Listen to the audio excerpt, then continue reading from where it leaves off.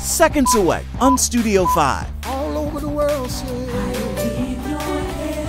I need you. Keeping it in the family, Stellar Award nominees The Showers are here with lessons in music and business. Then,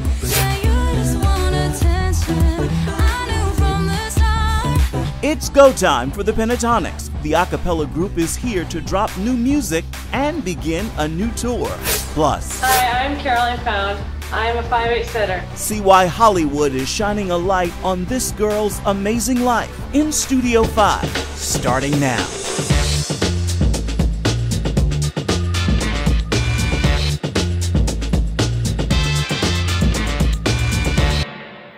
And welcome to Studio 5. We are headed to Louisiana to sit down with the Showers family in just a moment. But we begin, as we do every week, counting down the week's top 5 headlines in the world of uplifting entertainment news. Here are your first 2. At number 5. Beyoncé makes history as the first woman of color to headline Coachella. But Justin Bieber takes Coachella to church.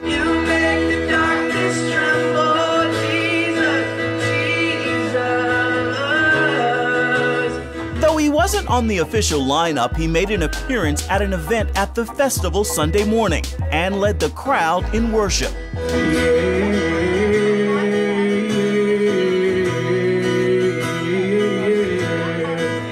Offstage, Bieber also met the now famous yodeling kid, Mason Ramsey, who was on the Coachella lineup. So proud of you. It's so awesome. Where you from? At number 4. Carrie Underwood returns to the stage for the first time since her November fall down the steps at her Nashville home, sustaining a broken wrist and facial injuries that required more than 40 stitches. Performing her sweeping new power ballad, Cry Pretty, at the Academy of Country Music Awards. The vocal powerhouse also picking up Vocal Event of the Year with fellow country star Keith Urban. I'm still kind of like shaky right now. Thank you guys, thank you Country Radio fans. That's number 5 and 4, and the countdown continues in just a moment. But first, we want to travel 45 miles east of Baton Rouge and 45 miles northwest of New Orleans to Hammond, Louisiana. That's where we meet the Showers family group. The Stellar Award nominated group has a true story of God's ability to give you beauty for ashes. Hammond is a postcard-perfect Louisiana town. Its population, about 20,000 people.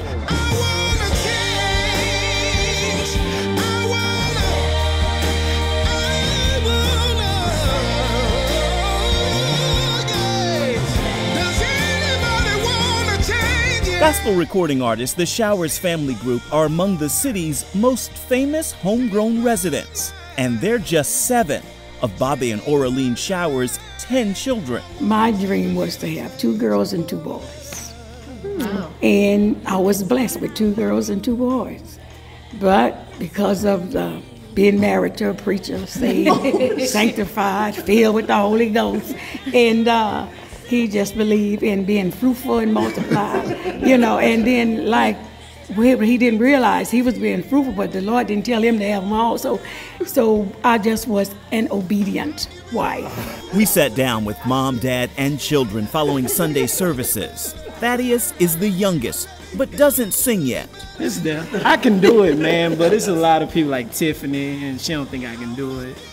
But Titus know I can do it. Get a drummer. You know what I'm saying? But I just, I got into music a lot more with the drums. And, but I can hold the tune anytime. If something was to happen to Titus, I got him. This young athlete looks up to his siblings, especially his older sisters.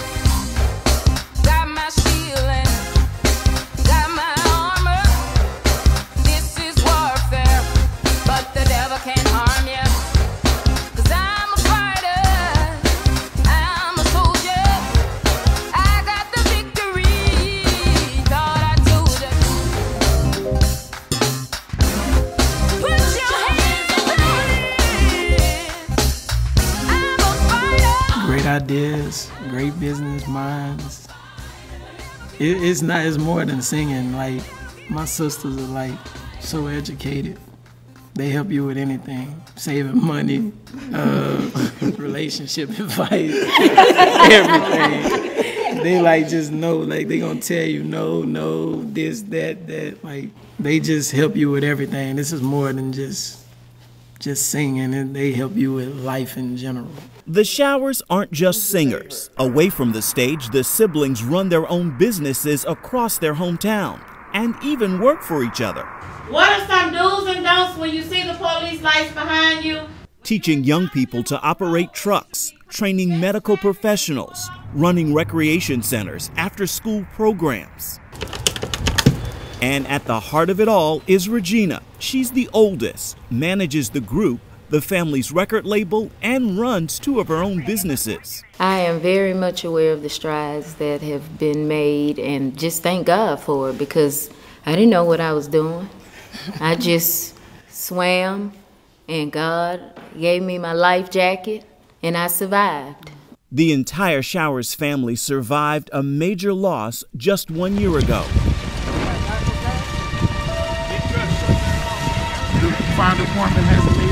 Their family home burned to the ground. I was out cutting the grass, and I recognized that I didn't have my earmuffs, or my earplugs rather, and I came to the back patio to get them, and I noticed the patio was on fire.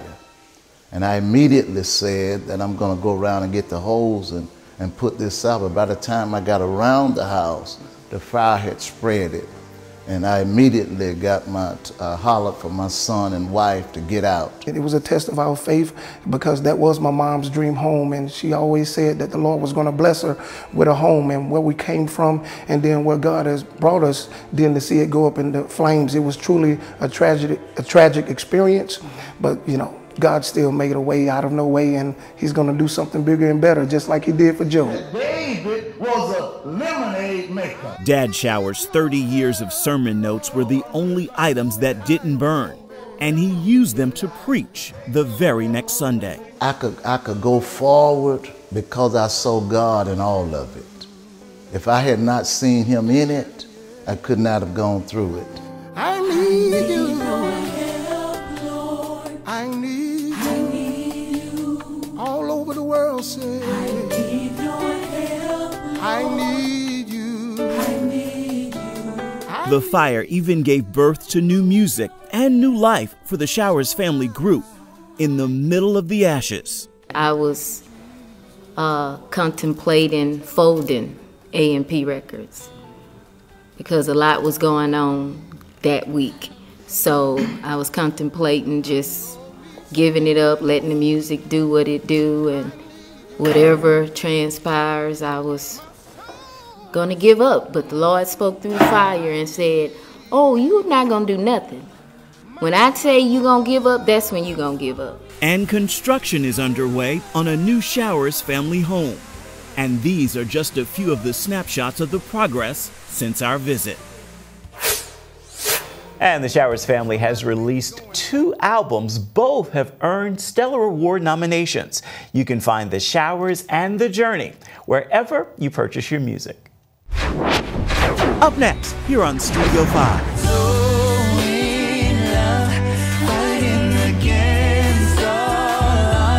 The a cappella group, the Pentatonix, drop new music and gear up for a new tour.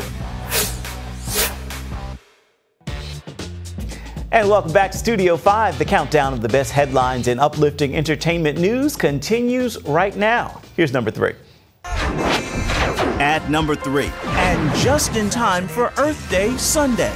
Disney Nature invites you to follow Echo as he learns how to survive and find his place in this extraordinary world. Yeah, this must be a miracle. In an underwater adventure, actor Owen Wilson narrates the miracle tale of a young dolphin who can't decide if it's time to grow up or give into its silly side. Disney Nature's Dolphins.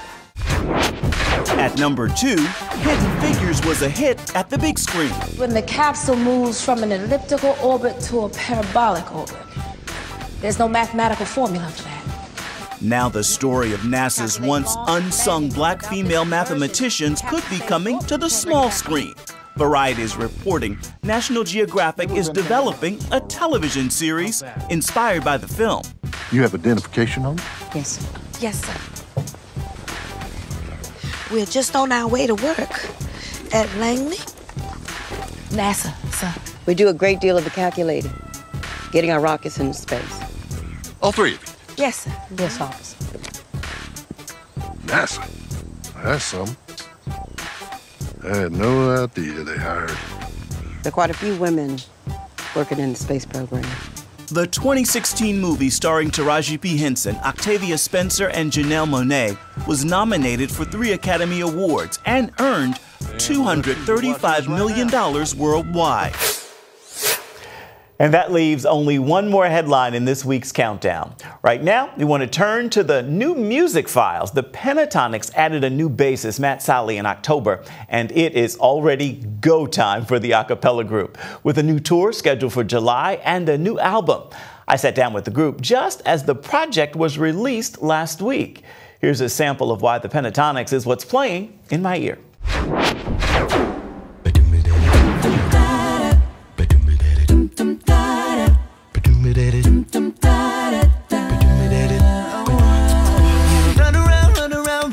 Throwing that dirt all on my neck.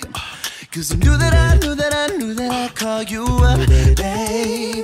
And that was Attention, just one of the tracks from the Pentatonix new album, and they join us now here in Studio 5 to talk about the new music and the new tour. Let's begin with just the numbers. You guys, 3-time Grammy Award winning and nearly 10 million albums worldwide. What do you think when you hear that? It's still so crazy. It's the coolest intro ever. Tell me this, so we heard Attention just moments ago. How do you choose the music for your new projects? Of course, we are very familiar with this tune. You guys do a great job with it. How do you choose it? Well, this one was just the top pop songs of last year that we fell in love with and that were fan favorites as well. But in general, it's usually just songs we feel like would fit the Pentatonix style the best, that we could pull off. Yeah.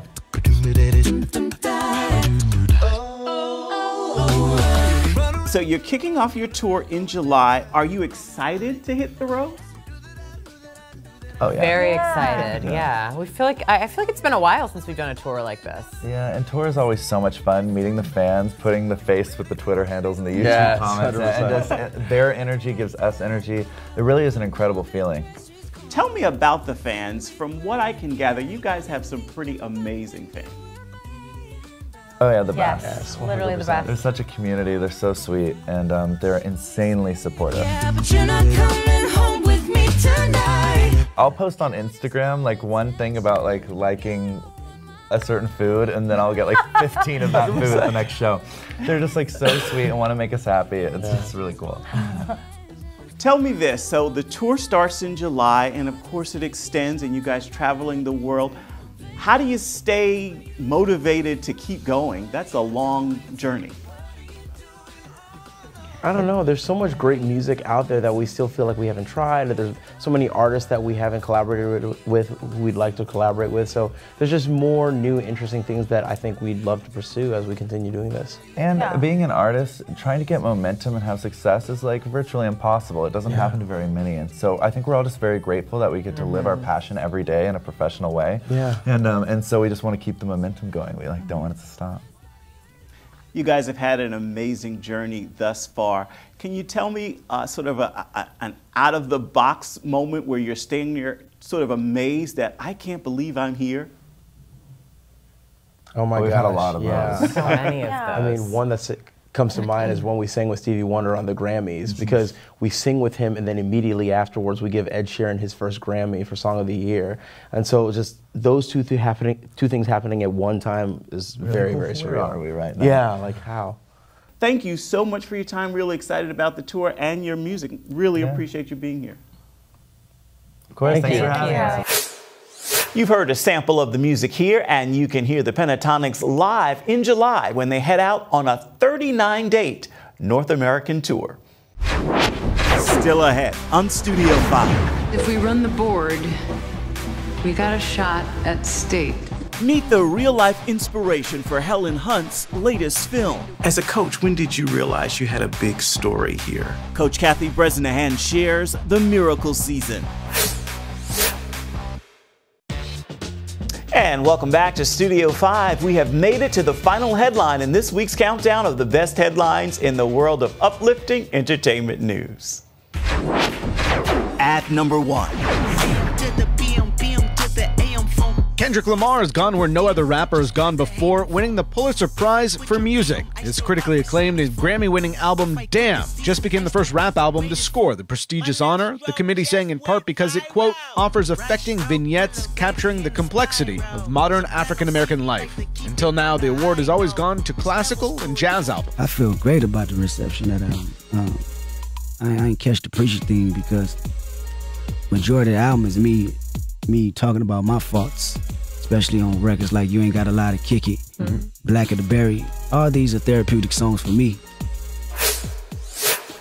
That wraps this week's countdown and brings us to an incredible story of how one girl's faith-filled life inspired her volleyball team, her school, and all of Iowa City.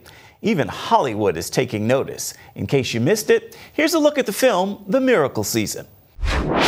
There's one student on Iowa City West High School's Wall of Fame who really stands out. Hi, I'm Caroline Found. I'm a 5'8" setter. Caroline Found was the heart and soul of the girls' volleyball championship win in 2010. So loved, her memory pushed the Trojans to an unexpected second championship in 2011. Caroline died that year in a bike accident on her way home from church, making it a painful and trying season for the girls to even play. I noticed you're holding a picture there with... Sure. That's a picture of Ellen and Caroline that I just kind of hang on at special moments. We sat down with Caroline's dad, Ernie Found, and her coach, Kathy Bresnahan. As a coach, when did you realize you had a big story here? You know, I think we all just did what we could the whole season. And like, you know, after the season was over, I sent this almost a non-addressed letter to Frank DeFord because I respected him as a writer. And I just sent it to Frank DeFord, Time Warner, New York City. That was it.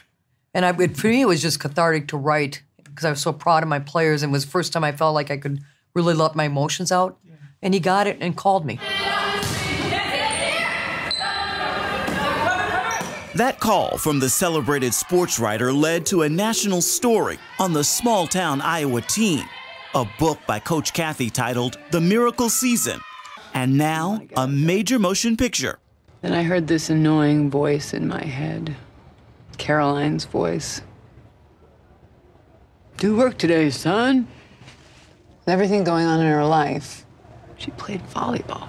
With Oscar-winning actress Helen Hunt playing Coach Kathy. How difficult was it to come back to work after that and to motivate the girls to get back at it? My job as a coach was to help them through. That was it. You know, whether we ever stepped on the court in a uniform again, my job was to help them heal. And so that's why we approached each day. It was hard.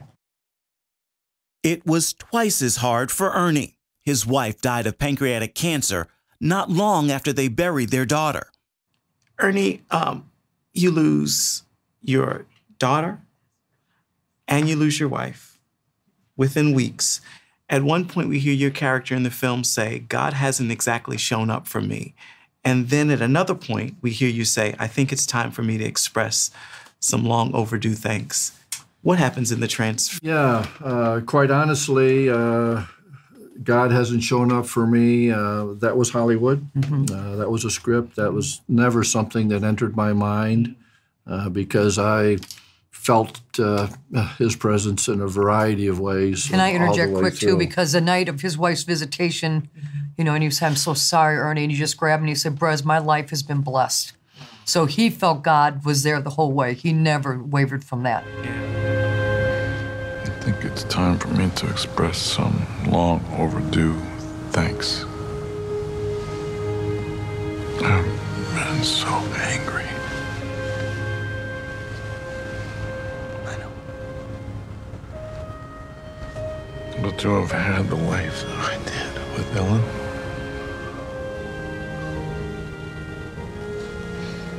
In those 17 years, Caroline, I know. What were you thinking for the volleyball team after your daughter's death? What were you hoping to see? I just wanted them to hang together and keep on going. I think that's what Caroline would have wanted them to do, is to keep on going. If we run the board, we got a shot at state. You mean to win? I mean to win. We could win. For Lime. For Caroline. Danica Yarosh plays the role of Caroline. Erin Moriarty plays her teammate and best friend, Kelly. Either of you volleyball fans before this? I mean, I definitely liked the sport and like respected it, but I was not, I hadn't watched much of it at all. To be completely honest, I really didn't know much about volleyball. Yeah, I mean, yeah. I grew up playing multiple sports. I am a fan of sports and athletics, but I had no idea what went into volleyball, how intense this game was, how incredible these athletes are. You know, these girls are all just like strong powerhouses. Yeah. And the game is so intense, but it's also so there's not really a sport like it because it's so encouraging and so supportive, and it's really all about teamwork. You strong women got us here. You did this. I have never been prouder to be a coach. I love all of you so much. What do you think this would mean to Caroline, both of you? Because she seems so much larger than life in terms of how she was portrayed in the film. She was larger than that in life. Wow. She really was. I mean, every 20 years or so as a teacher, or every decade, you find that one really special, unique person, and that was Caroline. None of it's exaggerated. She was that special of a kid. Love conquers all, and there's nothing more important in life than relationships and family. The Miracle Season is playing in American theaters right now. Still ahead on Studio 5, James Brown. Their aim has been to hear the players, to understand. See why this sportscaster is half the man he used to be, and the life lesson that will increase you. Welcome back. We are almost out of time for this episode of Studio 5, so let's take a look ahead to what we're working on to bring you next week.